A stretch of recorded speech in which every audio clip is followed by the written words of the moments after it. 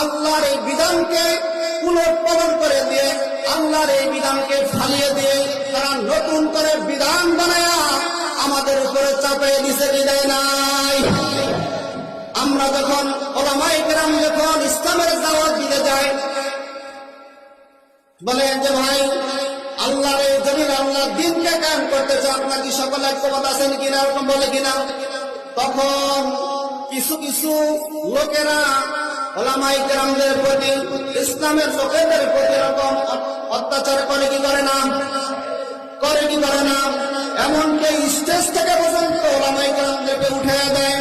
এই স্টেজে বসা অবস্থায় পর্যন্ত ওলামায়ে কেরামদের বেইজ্জতি করে কি করে না? বলেন, করে কি করে না? এরা মনে রাখবেন, এরাও কিন্তু আবু জাহালের পেতাত্তা, আবুল হাবের পেতাত্তা। শয়তান নামক একটা জিন আছে কি নাই? আছে তো। এই শয়তানে আল্লাহ তাআলার একটা হুকুম লঙ্ঘন করেছে, একটা হুকুম লঙ্ঘন করার দ্বারা আল্লাহ রাব্বুল আলামিন তাকে চিরকালের জন্য মাকরুহ বানিয়ে দিল।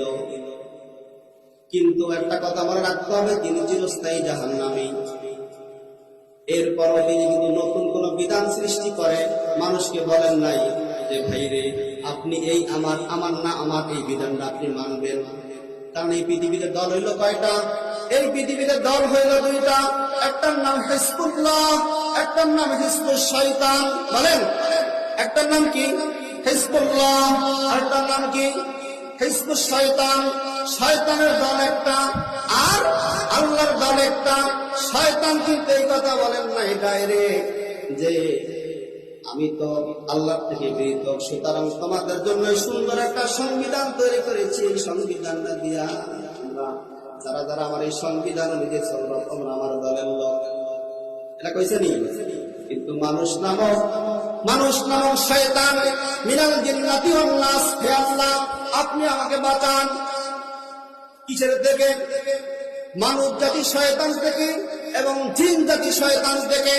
মানব জাতি যে শয়তানের পৃথিবীতে আছে, এই শয়তানরা আল্লাহর এই বিধানকে পুনঃপ্রবর্তন করে দিয়ে, আল্লাহর এই বিধানকে ফালিয়ে দিয়ে তারা নতুন করে বিধান বানায়া আমাদের উপরে চাপিয়ে দিছে, বিদায় নাই। যদি বলে এই বিধান যদি তোমরা না মানো তাহলে তোমাকে রাষ্ট্রদ্রোহী মামলা দেওয়া হবে, আর রাষ্ট্রদ্রোহী মামলা দিয়া তোমাকে জেলে ভরা হবে এবং তোমাকে এই রাষ্ট্রদ্রোহী মামলার অপরাধে তোমাকে ফাঁসির কাছে যেতে হবে। এবার বলেন, যদি দুনিয়ার মানুষের আইন দ্বারা যদি আইনে অমান্য করলে যদি কি হয়? রাষ্ট্রদ্রোহী হয়।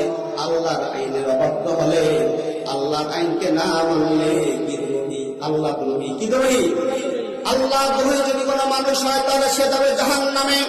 আর মানুষের রাষ্ট্রদ্রোহী যদি কোনো মামলা হয় তাহলে সে যাবে জেলখানা। তাহলে জেলখানা বড় না জাহান্নাম বড়? জাহান্নামে কি আমরা যেতে চাই? আল্লাহ রাব্বুল আলামিন কবুল করেন।